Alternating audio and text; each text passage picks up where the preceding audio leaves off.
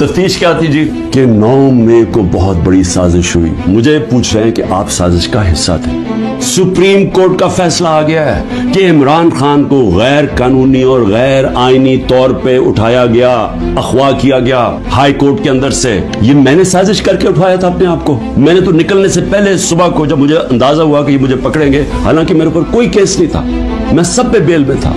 जब मुझे पता चला तो मैंने पहले कहा कि वारंट दिखाओ और मुझे पकड़ लो।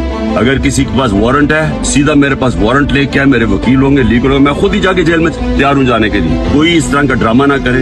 तो क्या जरूरत पड़ी थी कि डंडे मार के, चीजें तोड़ के, शीशे तोड़ के वो बेचारा रजिस्ट्री ऑफिस के स्टाफ को मारा, वकीलों को मारा, मेरे गार्ड्स को बेचारे उनको मारा। कोई मैं दहशतगर्द था? तो जान के ये दुनिया में दिखाने के लिए विजुअल्स ये जो गए हैं कि जिस तरह मुझे वहां से पकड़ के लेके गए हैं, मुझे कहते जी आपके लोग क्यों गए वहां, कंटोनमेंट में क्यों गए, तो फलानी जगह क्यों गए, आपने पहले से तैयार किया हुआ था।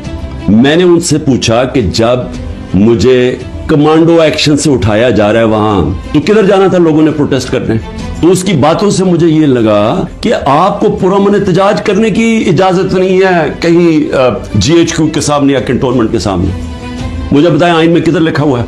आइन में लिखा हुआ है कि आपका हक है, हर पाकिस्तानी का हक है कि जब नाइंसाफी हो, नाइंसाफी के खिलाफ आप प्रोटेस्ट कर सकते हैं पुरअमन तौर पे। और नाइंसाफी हुई थी, सुप्रीम कोर्ट ने अपने फैसले में कहा है कि गैर आईनी और गैर कानूनी तौर पे इमरान खान को उठाया गया। ये तहरीक इंसाफ के जो लोग थे वो भेड़ बकरे चुप करके बैठ जाती।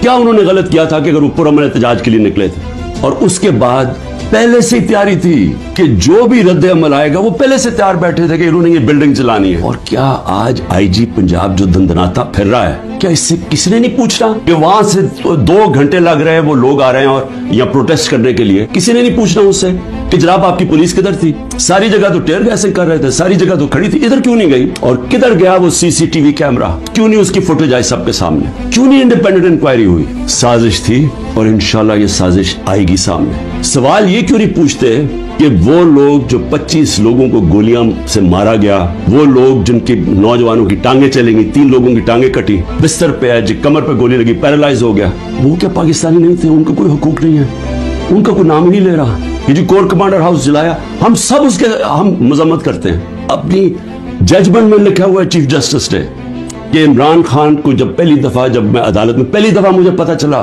कि हुआ क्या है, मैंने उसी वक्त मजम्मत की और मैंने कहा 27 साल में मैंने हमेशा अपनी पार्टी को कहा कि आपने कानून के बीच में रहना।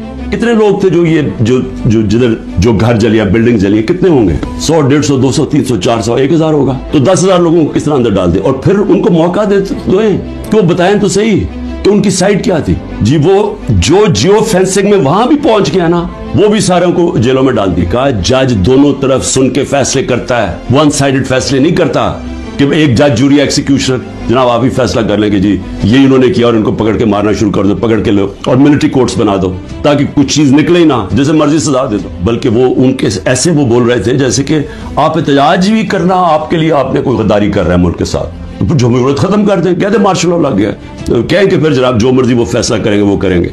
लेकिन जमहूरियत के अंदर हमारा हक है कि नाइंसाफी जब हमारे से होती है और सुप्रीम कोर्ट ने कंफर्म किया तो उसके बाद हमारा राइट होता है पुरअमन एहतजाज।